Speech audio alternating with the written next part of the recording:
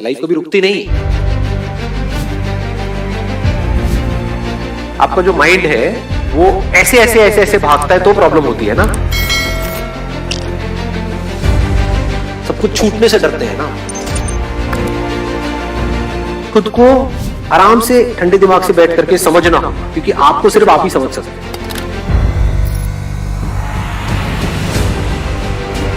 क्योंकि अगर ये टाइम निकल गया तो गया। इसमें एक्सपेरिमेंट करके देखो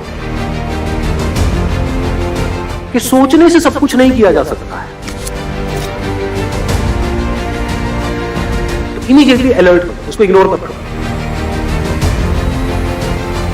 इससे जरूरी और कुछ नहीं। जब तक प्रैक्टिकली किसी भी चीज को आपने एक्सपीरियंस नहीं किया तब तक आपको कुछ समझ नहीं आया। तो अगर इस तरह से आपने देख लिया तो आपको एकदम समझ आ जाएगा कि अच्छा ये खेल होता है। तब मजा आएगा लाइफ में जीने में।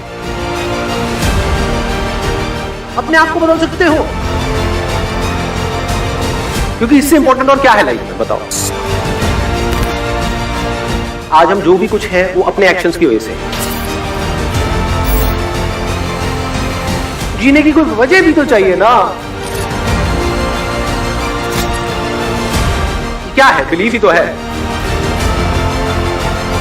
अगर ये हमको अच्छे से समझ आ जाए, मतलब हमारे सारे फंडे क्लियर हो, फिर हम एक्शन लें, तो पॉसिबिलिटी क्या है कि रिजल्ट अच्छा होगा हमारे लिए भी और औरों के लिए भी।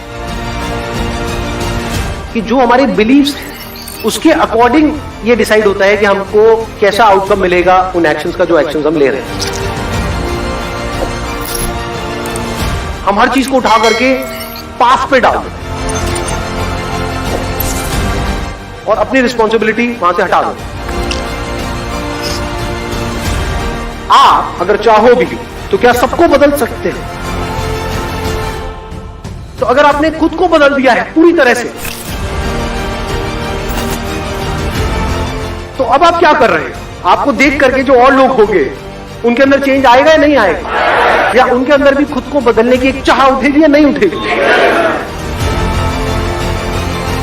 जैसे मैं सच को देख लेता हूं, हम पावरलेस होते, इसलिए सच को ज्यादातर लोग देखते ही नहीं, यहां तक जाते ही नहीं। जब आपको दिखे कि आपको कोई भी एक्शन छोटा नहीं है, छोटा बड़ा कुछ नहीं है इस दुनिया में,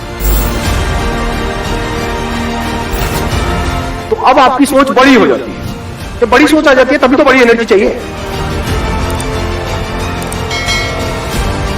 इस टाइम पे कुछ ऐसा है जो हमको समझना बहुत जरूरी है। बिना किसी रीजन के आप पॉजिटिव होते चले जाओगे तो वो नहीं टिकेगा। Positive attitude must be backed by a reason. It must be based upon your actions, not the results. तो आपका माइंड उसको सच मान ले। अपने एक्शंस को ऑब्जर्व करना है, अपनी स्ट्रेंथ्स को ऑब्जर्व करना है।